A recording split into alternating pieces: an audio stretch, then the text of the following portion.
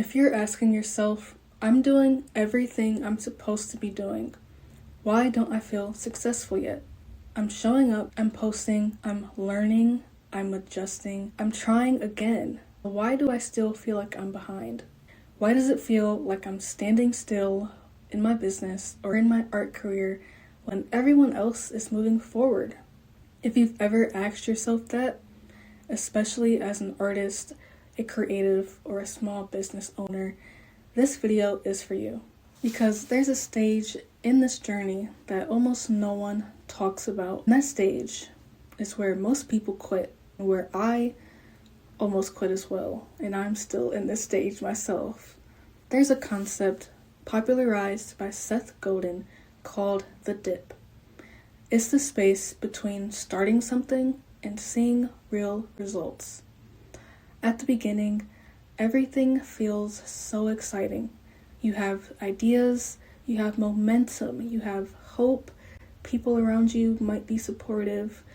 You feel proud just for starting. That is the honeymoon phase. But then reality shows up. Sales in your business slow down. Growth plateaus. Algorithms change. Motivation fades or goes away entirely. You start noticing what isn't working instead of what is. It's the dip. And the dip is not a sign that you are failing. It's a sign that you have moved past the fantasy of starting a business or of being a creative, being an entrepreneur, and into reality.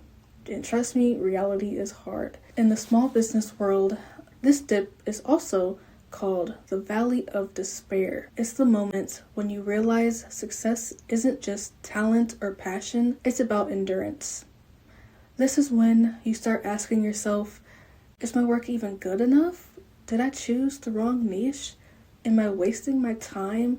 Should I just quit and do something else? Should I go back to my job and just give this all up? And what makes this stage so painful, so dreadfully painful from the outside is that it looks like nothing is happening. It looks like nothing is going your way. You're not getting the sales you want. You're not getting the results you want. And it's just at a standstill. But internally, you're working harder than ever. You're still learning. You're still trying to fix your mistakes. You're still working through all of the advice you've heard and trying to make sense of it and see what actually works for you. But that work goes unnoticed in your brain, and all you can see is all of the problems and all of the areas where things are not going your way. So here is the truth that people don't like to admit. This stage feels heavy because you don't get rewarded just on effort alone anymore. In the beginning, effort feels like it's enough. If you launched a product, you feel on top of the world. If you launched your website, you are so proud of yourself. In this stage, when you're in the dip, your effort can often feel invisible. You're no longer chasing excitement. You're building consistency. You're no longer trying things or throwing things at the wall and seeing what sticks. You're refining them. You're no longer just a dreamer. You're executing as well. And that shift is incredibly uncomfortable because it forces you to stop asking what feels fun, what feels exciting, and it forces you to ask what actually works. So this is where your discipline has to begin to replace your motivation. This is also where your identity gets tested the most. When you're not seeing results yet, you start tying your worth to your outcomes. If a post flops, suddenly you feel like a flop yourself, and I've definitely said that in my videos, so I'm trying to be good about my self-talk because I definitely have said that I'm in my flop era on this channel. So I'm gonna keep that in mind for myself. But if you feel like your sales are slow, then you also feel like you're behind. If your growth stalls, suddenly you question your entire path. But progress isn't linear, remember that. It's layered, it's complicated. And a lot of what you're building right now isn't meant to pay you back immediately. It's a slow ball. It keeps growing, and it's meant to grow and pay you back later on. So delayed returns do not mean that your effort was wasted. So what we need to do is shift our expectations and our mindset. So in the early stages, where we were about experimenting, we were about breaking things, trying everything and seeing what worked. Now we are in the stage where the dip asks something different of us. It asks us to shift from a break things mindset to a build strong mindset. This is a stage where we may have fewer ideas, but we work on executing them with intent and making sure that they are actually good. We have fewer platforms we're focusing on, but we are intentional and consistent with the ones we are deciding to be on. We are trying to compare ourselves less and focus on our business only. We are focusing on building systems that will allow us to be more sustainable in our energy and in our outputs. This is a stage where we have to be resilient, and remember that matters more than our inspiration at this point. Because if we are not able to be resilient, if we are not able to keep going, our motivation will not last throughout this entire stage. Our strong foundations that we are building right now, they won't be flashy, they won't be the most fun, but they will last us through the dip, and I believe that. So how can we actually get through this dip? We don't get through it by forcing positivity.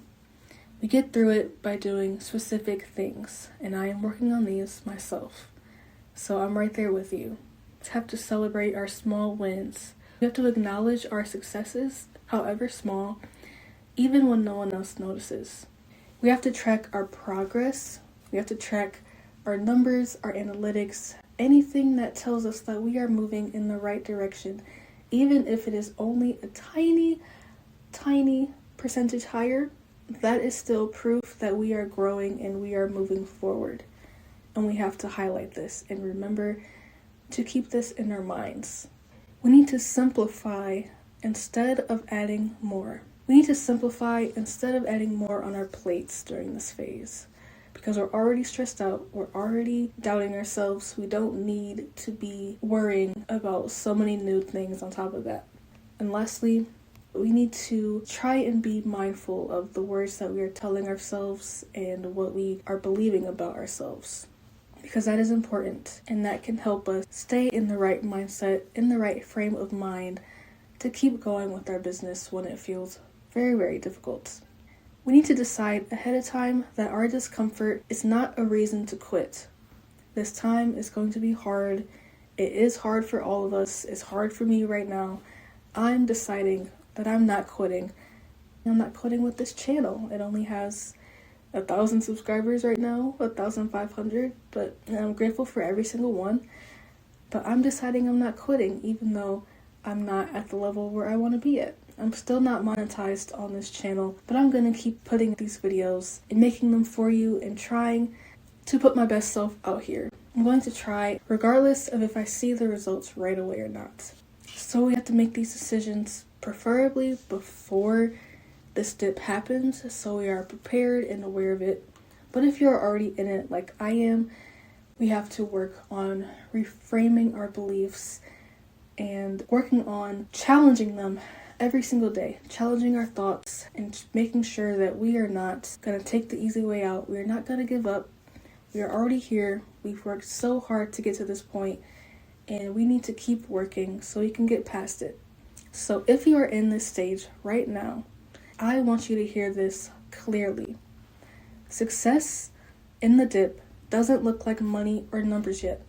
Don't focus on those as your sole measures of success. What success actually looks like during this stage is showing up when it is boring, staying consistent when you don't have the applause or recognition yet, improving quietly but intentionally and methodically, and learning faster than you are earning, because at this point you're probably not at the level of income you want, but you can probably also have a lot of time to improve your craft, to improve your products, to improve your systems. Doing these things doesn't make you behind. It makes you early to your success. It makes you early to the version of you that will be able to get past this. Remember, you are not failing, okay? We are just waiting, or we're growing, and we are learning right now. If this video found you on a day where you're tired about your business, or you're questioning yourself, or you're wondering if you missed your opportunity, you didn't, okay? You're not late to your success. You're not broken. You're not delusional for wanting more with your business, more with your life.